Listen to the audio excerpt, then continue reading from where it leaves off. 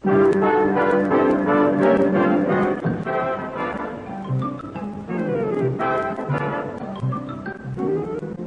is Jimmy Clitheroe as the Clitheroe Kid, with Peter Sinclair, Patricia Burke, Johnny Ross, and Diana Day in... The Day That the Funfair Hit Town.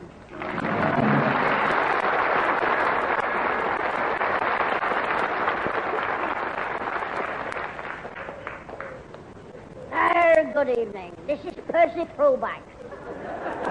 This week we're in the grounds of that famous gardener, Greenfinger's Grandad Sinclair. Oh, no. This morning it was Jimmy Savile. First of all, the cabbage patch, where we can see this fine, healthy crop of dandelions. The cabbages we pulled up, they were so bad the slugs refused to eat them. Oh, James, will you stop it? And here is Mr. Sinclair's scarecrow. Oh, no, it's Mr. Brocklebank. You're asking for trouble, my lad. And here he is, Greenfinger's Grandad himself. Tell me, Mr. Sinclair, is it true that the other evening you watered your plum tree with whiskey by mistake and got stewed prunes? Oh, James. Oh, that's enough. And could I ask you, Mr. Brocklebank, if you put fertilizer on your rhubarb? Well, yes, I do. Well, everybody to their own taste. We put custard on ours. Oh, don't, Billy. Will you stop this nonsense? Find something to do and be quiet. Oh, all right, Mum. What shall I do? Look, James, I'll show you how to make a bunny rabbit with your hanky. Oh, no. No, the excitement to give me nightmares. Now, look. I fold my hanky thus and thus. No, I'm wrong. I fold it like so and so. You fold that over there and this over here. You old so-and-so. With respect to Mr. Sinclair, I think you fold this over here and that over there. It's that under here and this under there, you ninny. Look, what does it matter which is over what? It matters a lot, ma'am. If we don't do it properly, Bugs Bunny might end up with only one ear. Well, that's about it, me, Alfie. And talking about one ear, we've got a right one ear. I'm only passing, really, but I've got a message for Mr. Sinclair. Oh, Mr. Bicklebunk. Oh, you're making a mouse. Pardon, Alfred? With your hanky. You've made a mouse. Well, what's he doing with two tails? Alfie, what's this message you've got for me? It's from Mr. Whittle. I can see his nose and his neck. No, not Mr. Whittle, the mouse. But you've got his back end wrong. You should have folded this over here like that. Now, you see, it's got two noses. No, I'll start again. Alfie's going to start again. Has everybody brought pyjamas? Shut up, Jimmy. Alfie, this message from Mr. Whittle. Yeah, well, that's what he told me to tell you. Well, not you, Mrs. Clitheroe. It's not a secret. It's just for Mr. Sinclair. You fold the hanky in two like this. Will you tell me the message from Whittle, you fool? I told him to say I was going to pay you a sociable call, Pete. Yes, he told me to say, oh, he has done. But no, not told me, though he did. That's why I called him, but I didn't. Well, I did call him, but I didn't say he was. I forgot, but now he's here, I needn't bother. Next you tie a knot, Mr. Bucklebelt. Tie a knot where? In Alfie's tongue, then perhaps he'll shut up. And you shut up as well. Hello, Harry. You're quite a stranger. Nice to see you. Oh, my own sentiments exactly, Pat. It has been some little time since our class died on you. Well, as they say in eastern climates, long time no shopty. Hello there, Hello, Mr. Whittle. Hey, what's that you doing, your hanky? Ah, you're making a bird, eh? What is it? Tawny puppet or a pie-eyed wagtail? It's supposed to be a bunny rabbit, but Alfred says it's a mouse. Boulder Dash, it's a bird. Look, there's its legs, and there's its beak. But it's got no tail. Look, I'll show you what to do if you'll allow me to remonstrate. Oh, go ahead, Wack. Don't keep us in suspenders. Now, Luke, you put this over here. No, I've made a guide forks pass. I'll start again. Hold the hanky in four. Put this over there, and that over here. Tie a knot there. So, you've been away on another road building job, eh, Harry? Oh, that's right, Pat, but the natives was very friendly and amenable, so I'm back home in one piece again. Oh, have you been somewhere foreign, then? Oh, Birmingham. Don't be funny. Oh, Jim's right, Pat. Dear old Birmingham, or as the inhabitants call it, Brummaging. And you say when you got back to your flat you couldn't park your car? That's right. When I went to my usual parking place, there was nowhere to stick my Chipotle.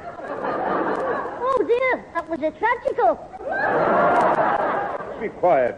You still park your car on that spare land, Harry? I've been off today. A fun fair beat me to it.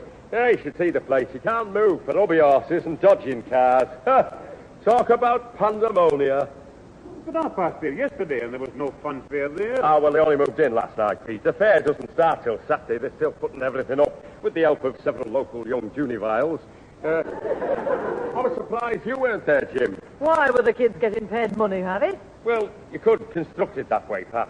The lads who's doing the putting up gets free goes at all the rides and side shows on Saturday afternoon. What? And I didn't know about it. I'm slipping.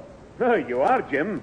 Even I used to do that job when I was a lad, helping with the fair. Well, thanks for your help, Alfred. Oh, not at all, Mr. Whittlebonk. It'll go all right now, clean your plugs. What for? Pardon, Alfie? Mr. Sinclair mentioned it as we came in, or weren't we supposed to hear? We were talking about kids helping to put the fun fair up. Oh, I did that once when I was a kid. Never again. I put some poles up the wrong way, and the whole thing collapsed on the bottom, knocked his head on a coconut. It split open and all milk came out. No, not out of his head, the coconut. No, they had to stick a bandage on it. Not the coconut, his head. He gave it to me to get rid of me, and my mum ground it up for cakes. The coconut, not his head. But you still drink your tea out of a cup. Oh, yes, I never drink it any other way. So, but what's drinking tea got to do with the fair? I've no idea. It's your story. How about you, I bet you've had some unforgettable moments at the fair in your younger days. Yeah, well, all this does take me back to a wonderful day on the fairground.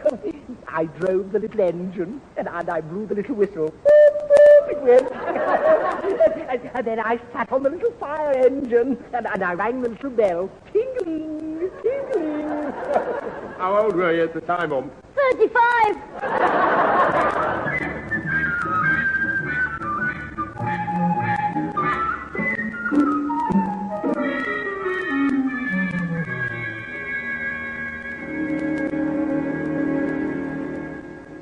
Father, when you see Mr. Higginbottom in the pub, tell him to keep that son of his in order. I won't have him fighting with Jimmy like this. Quite right, Mum. All right, Pat. But you're not telling me it was all Ozzy's fault. Takes two to start a fight. I know. Charlie Thompson hit me as well. It was 2-1 then. 3, Mum. Specky Barraclough had a go at me as well. Mind you, I soon fixed him. How? I pinched his glasses. It was funny. I pointed to Ozzy, and in Ozzy's dopey voice, I said to Specky, "There's Jimmy Clitheroe, thumping one." No wonder there was a fight. Well, that settles one thing. You don't go with a gang to that fairground again. I won't, Grandad. I'll go on my own. And if I see him, I'll just keep me distance and wave me fist. You won't, you know. No, perhaps it'd be wrong to wave. I'll just ignore him. I mean, you won't go to that fairground without an adult. I'm not having you coming home in this state again. Right, Mum. Grandad, I'll meet you inside the bearded lady's caravan 2 o'clock. You knock 3 times and ask for whiskers. That'll do now. Your mother and I are going to Aunt Lily's tomorrow afternoon to help her get settled in a new house. But the free pass is only for tomorrow afternoon. Now, you heard what I said. You don't go on that fairground unless you're with an adult. Somebody we know that we can trust. Oh, heck. Who could take me? I know. The vicar. I mean, he's sure to be free. He only works Sundays. Well, look. When you find somebody to take you to the fair, come and tell us who it is. Yes, Grandad. Now, who could I get to take me? Well, I could always ask me daft sister. Yeah, I'll wash this dirt off me and then go and find her. And then I'll turn on the stars.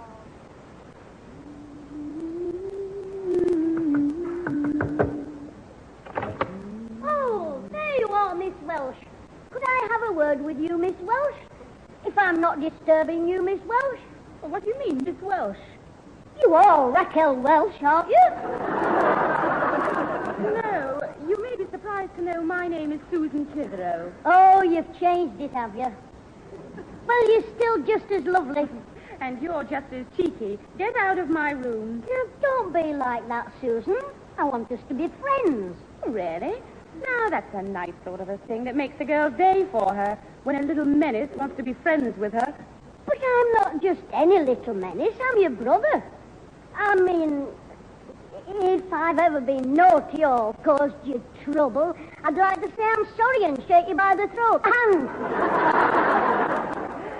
And You nearly slipped up there, didn't you, brother dear? listen, Susan, I want us to be pals. And to prove it, I'd like to take you out tomorrow afternoon. Oh, where to? We'll have a marvelous time. Oh, there'll be dozens of men there just dying to meet you. At the fairground? Yeah, there's Mr. Atlas, the strongest man in the world. You'll be all right there when he gets you in a clinch. Fairground? That's where you want me to go with you, isn't it? Well, yes, I thought you'd enjoy it. It's all free. Well, it is for me. And I'm sure there'll be plenty of mugs, men, who'll pay for you. Oh, I'm sure I'd have a marvelous time. Yeah, I can just see you now sliding down the helter-skelter in your hot pants. Don't slide too fast, though, or your hot pants might catch fire. I'm going to Auntie Lily's tomorrow afternoon with Mother and Granddad. I could take you on the ghost train. That'd be fun.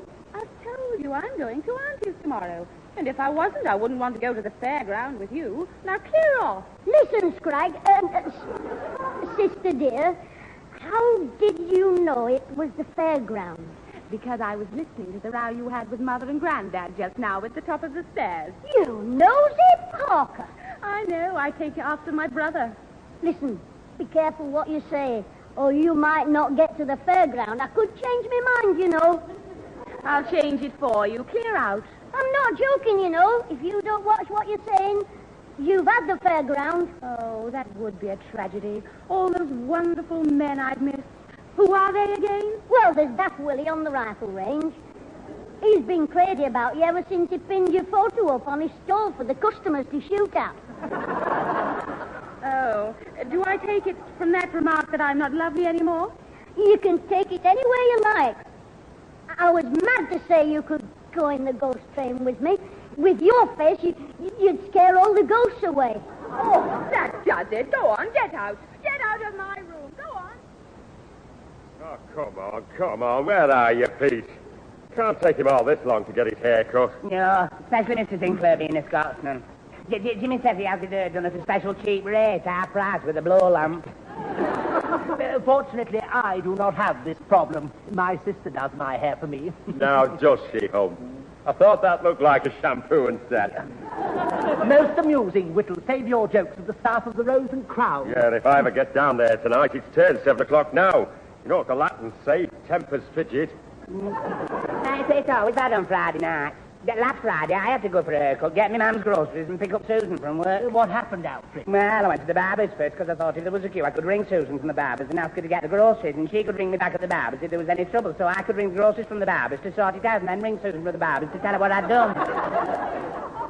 And was there any trouble? Yeah, the barber's not on the phone. I had to go back home and ring. That's why Susan said I had to wait here for her tonight till she gets home from work, you fool. She said. Well, I shall be glad when Mrs. Clitheroe returns from the shops. I have some women's guild business to discuss with her. Women's guild? Are you sure that's not a shampoo and set? Oh, there you are. My mum was right. Oh, hello, James. What do you mean? I saw her in the butcher's, and she said she'd left 3 fine, handsome men in the house. Now, I've worked it out on my way home. You each do a 2-hour shift. Mr. Whittle, 2 o'clock till 4, swings and roundabouts. What, Jim? Alfie Hall, 4 o'clock till 6, side shows in the boxing booth. Oh, bring a spare vest and some shorts. What the heck are you talking about? And Mr. Brocklebank, 6 o'clock till 8, slot machines, emptying the baby's bottles, trying your strength, and ring the bell. And on the mobile fish and chip shop.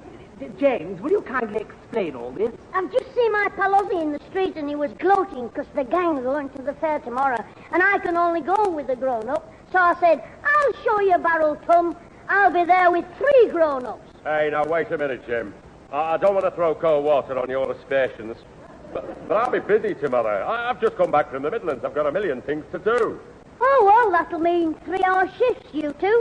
Alfie, 2 o'clock till 5 now. No, but I promised my mum I'll do some painting for her tomorrow afternoon, so sorry, Jimmy. Oh, well, Mr. Brocklebank, 6 hours isn't all that long when you're having fun. James, it is out of the question. There's a Wagner opera on the radio tomorrow afternoon, the Meister Singers of Nuremberg, and I don't want to miss it. You don't have to. Borrow a transistor and hear it on the fairground. Don't be silly, James. Well, come on. Who's taking me? Mr. Whittle? Mr. Brocklebank? Alfie, old friend. So none of you want to take me, eh? Right. I'll go on my own, see? See? You can't go on your own. You'll be in trouble. Your granddad will give you a belt. He'll not give you one, pump you one. I don't care. I'd sooner be thumped than be kicked out of the Black Hand Gang for being chicken. Now, James, that's silly. Don't talk to me, you. In fact, I don't want to talk to any of you. And when I do get belted, don't try getting round me with sympathy. It'll take money.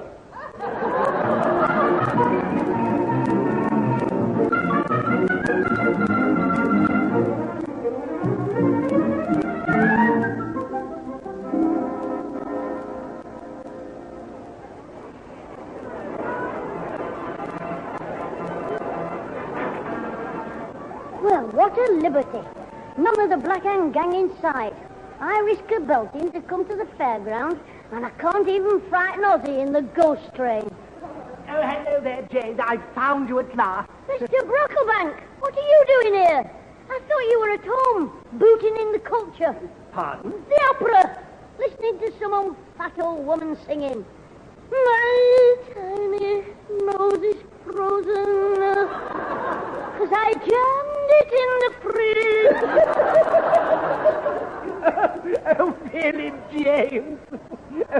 Look, my sister is taking the opera down on her tape recorder because I decided to come with you after all to save you from a thrashing. You're a pal, Mr. Brocklebank.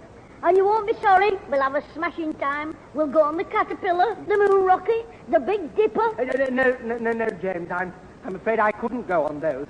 My stomach turned over the last time I went on the Helter Skelter. Well, do you think you could stand an exciting trip round the fairy grotto?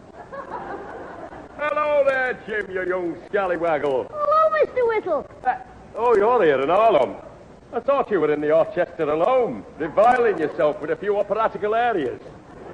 Oh, no, his sister's bunging it down on their tape recorder, you know. Hello, Whittle. It would appear we both changed our minds to help James. Yes, well, I thought we'd all being a bit self-indulgent, you know, letting Jim get into bother because none of us would give him our accompaniment. Yeah, quite. That's what I thought, more or less. Well, you're both great, and the three of us can have a smashing time now. Ah, we can't that, Jim. I love throwing the wooden balls at the coconuts, or the crazy home where the funny heads keep popping up and down. Oh, there you are, Jimmy. Well, you can start throwing. Here's one of the funny heads now. I've looked all over the fairground for you, Mr. Brocklebank. Babonk. Not look for you, Mr. Bricklebonk, for him. Mr. Whittle has as well. No, not look for Mr. Whittle as well. I mean, he's here as well. You're all here. So are you, but you're not all there. Yeah, well, I am now. You're not there, are you? I've come to mind you. Yeah, and Mr. Whittle, and Mr. Brocklebank as well. Not me come to mind them, they've come... To mind you? Yes, no. You fool. Oh, I've come to mind you. Yeah, of course, because you. You, not me. Me. Him, Tarzan. You, Cheetah. Oh, shut up.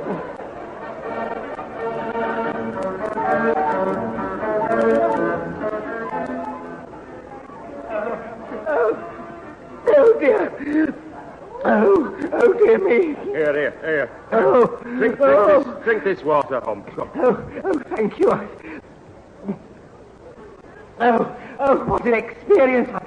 I thought I was going to die. Oh, well, it was all that up and down that did it. What, did you take him on the Big Dipper? No, I took him on the hobby horses.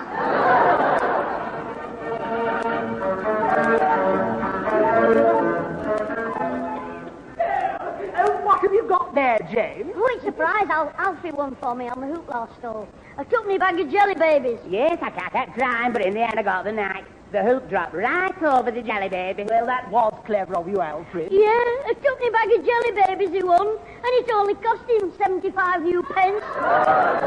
You daft looking twit, why didn't you give me the money?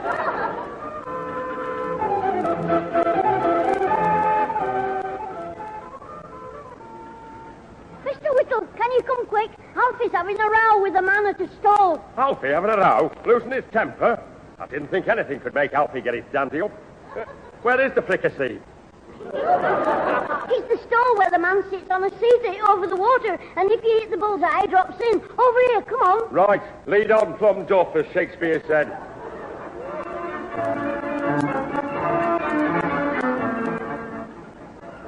It's a swindle, it's a blooming twist. Now, if he'd fair and square in his eye, the bull, I mean, and he didn't drop in. The man, not the bull. Now, look, mate, will you belt up? I've given you a prize, right? You've got a teddy bear, ain't you? Now, what more do you want? He wants a dolly that says, Mama. That's right. No, he said, say, shut up. I just want a teddy bear, but I wanted to fall in the water. Why, what's the teddy bear done to you? Nothing. See, I didn't mean it. I mean him, the man. What's up, Alfie? Oh, hello, Mr. Whittle. It's, I hit it, but he didn't go down, and he says it's working properly. But if it is, then why didn't he go down? Not him, he said it. Him over there who didn't. Follow me. No, not said it. Now, look, mister, if this bloke's a friend of yours, do you mind taking him away back to his padded cell? Well, don't you start insulating, my friend. Look, I'm not doing anything. I'm just trying to run a stall. But it's stupid. Look, this friend of yours is causing trouble. He's ruining my business. I admit he hit the ball, but the spring on the seat must have jammed, so Charlie didn't fall in. Exactly. And he should have done. So tell him to jump. Look, I don't understand why you're complaining. I've given you the prize you wanted, the teddy bear. But he hasn't got his doll. Well, all right, he can have a doll as well, and a dummy if he wants it. I don't want that doll, just a teddy bear. Well, I don't want a teddy bear. Well, I do, but I don't. But Susan does. Well, she will do when she knows I've got it. But I want the man. I not want him to fall. I mean, not the teddy bear. Well, that seems clear enough, mister. So what's he mean? He hit the bull in the eye, so the man should have thrown the teddy bear in the water to save the bull for Susan. What are you lot doing here, eh? Have you escaped from a zoo? Now, just watch it there. Don't you go casting nasturtiums on my parentals. Oh, you're driving me up the wall, you are. All of you. Now, look, just clear off, or me and Charlie will drop you all in the water. Hey, Charlie, come here. Oh, go on, get lost. Don't push me. Oh, what? We'll push your faces in if you don't blow, mate. Right, you that fella. Get your ducks up. You and Charlie going to Waterloo. I'll desecrate the pair of you. That's right, Wagger. Take him apart to see what makes him tickle.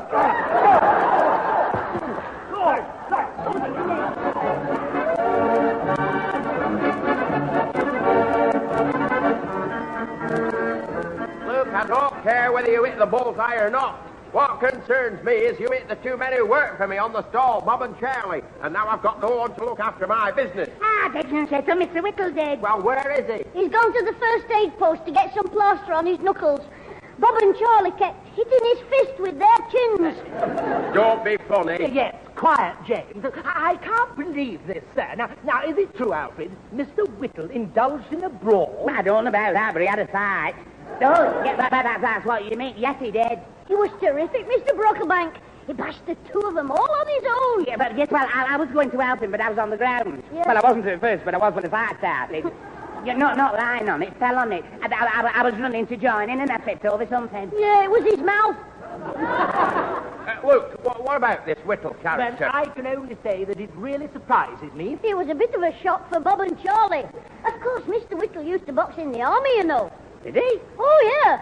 He was the middleweight champion of Fazackley Dockers Light Infantile Regiment. Luke, never mind all this rubbish. There's nobody at my stall, and I'm losing money, and somebody's going to pay for it. Just a minute. How much did you pay Bob and Charlie? £1 an hour each. Why? Well, don't worry about your thing, then. Just get your wallet out and leave the rest to me and my merry men.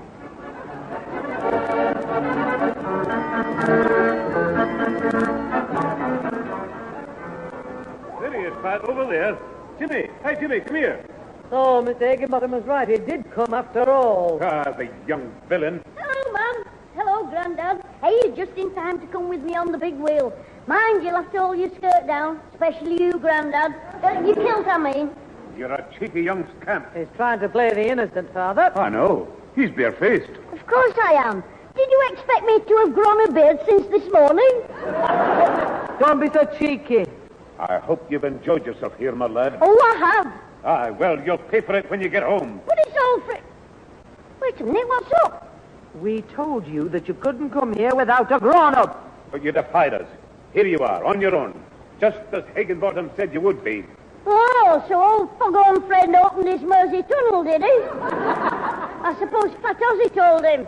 Well, wait till I see Blabbermouth. I'll take a penalty with his head. You won't be able to move when I've finished with you. You won't hit me when you see me friends. You're begging for it. I'll put you across my knee and good friends as well. Well, you'll need a big knee, especially for Mr. Whittle. Mr. Whittle? Yes, and Mr. Brocklebank and Alfie. They're all here with me. Come on, over here. I'll show you. But, you mean you came with them? Oh, well, they're with me, yes. So you better put Ozzy across your knee. Or better still, let Shovel Hands Higginbottom do it himself.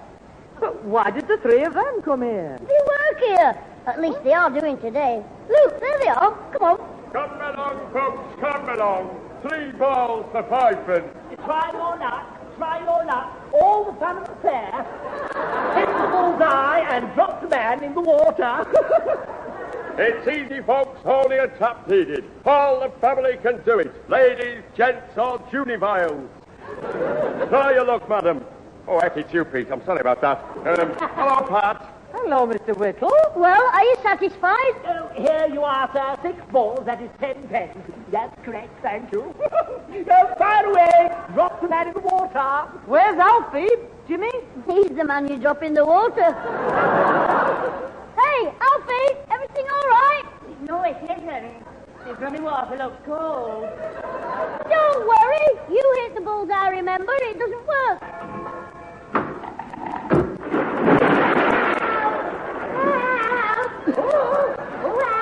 Unless somebody's mended it, of course.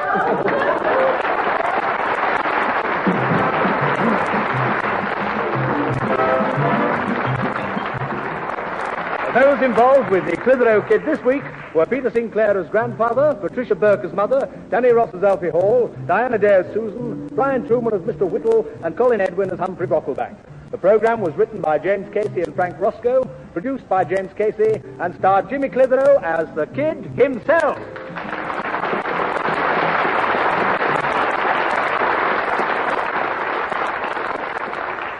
Well, we had a smashing day, and they all came back to our house for supper. Even Alfie was all right, until my mum said he might have caught a chill and told him to get in a hot bath. They wanted to give me £1 from their wages, but I thought I ought to say I didn't want it. But I thought they might believe me, so I took it.